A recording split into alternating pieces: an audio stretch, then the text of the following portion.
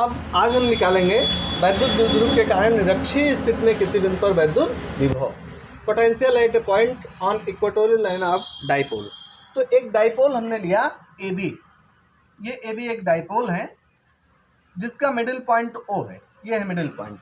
Equatorial line होती है, निरक्षीय स्थिति कैसी होती है कि मिडिल पॉइंट से जाए एक लाइन जो कि इस इलेक्ट्रिक डाइपोल के इस वैद्युत द्विध्रुव के मध्य बिंदु से होकर जाए और इसके साथ 90 डिग्री पर एंगल बनाए, माने लंबार्धक रेखा हो, ये इसी को कहते हैं इक्वेटोरियल लाइन। तो इस लाइन पर मिडिल पॉइंट ओ से, इलेक्ट्रिक डाइपोल के मिडिल पॉइंट ओ से आर डिस्टेंस पर कोई पॉइंट पी है जहां पर हमें इलेक्ट्रिक पोटेंशियल वैद्युत विभव ज्ञात करना है पूरे द्विध्रुव के कारण। तो मान लिया कोई वैद्युत द्विध्रुव ए बी है, इसको बुक से लिखना, ठीक है। Let us suppose that a dipole is A B and its middle point is O. कोई वैद्युत द्विध्रुव ए बी है और इसका मध्य बिंदु ओ है। बिंदु ओ से इसकी इक्वेटोरियल लाइन पर लंबार्धक रेखा पर, यही है निरक्षीय स्थिति, इस पर दोनों आवेशों का प्रभाव बराबर रहता है। तो इसकी लंबार्धक रेखा पर अर्थात निरक्षीय स्थिति में मध्य बिंदु ओ से आर दूरी पर कोई बिंदु पी है जहां हमें वैद्युत विभव ज्ञात करना है। तो इसके लिए बिंदु P की दोनों आवेशों से दूरियां चेक करेंगे।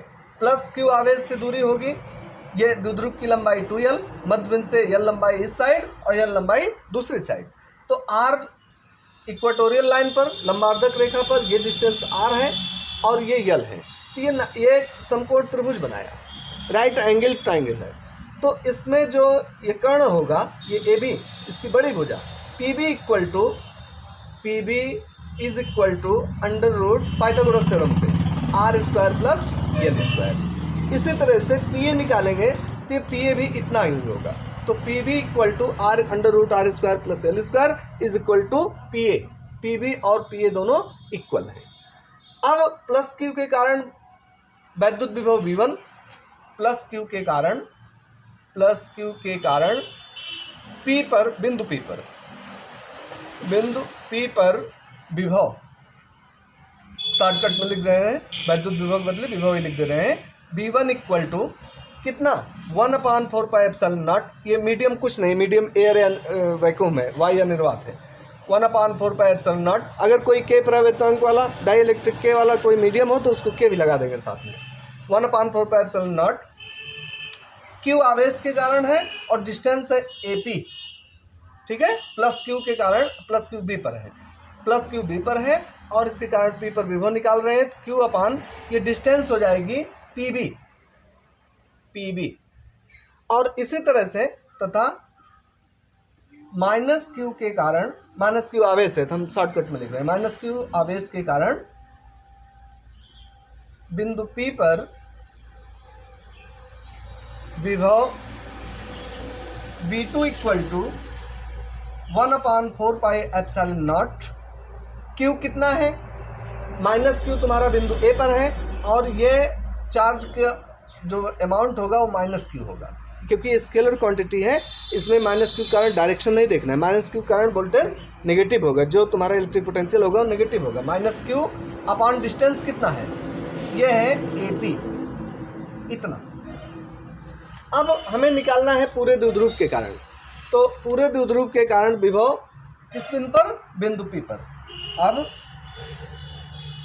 पूरे द्विध्रुव के कारण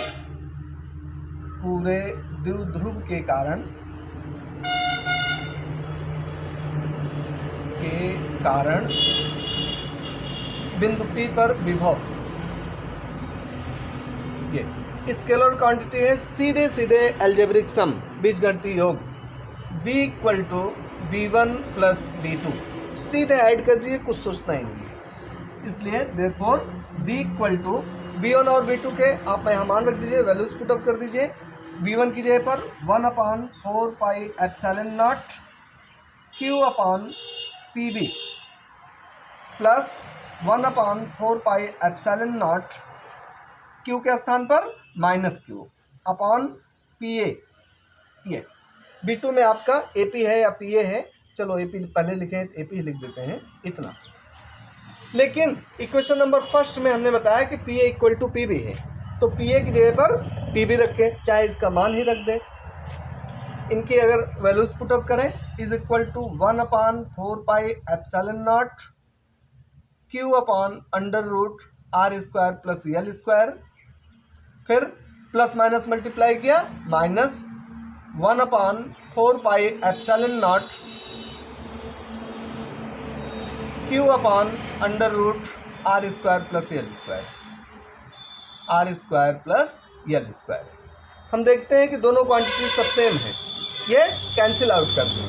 तो इस तरह से फाइनली हमको मिला V = 0। Electric potential due to electric dipole on equatorial line. इसका मतलब निरक्षीय स्थिति में वैद्युत द्विध्रुव के कारण वैद्युत विभव होगा 0।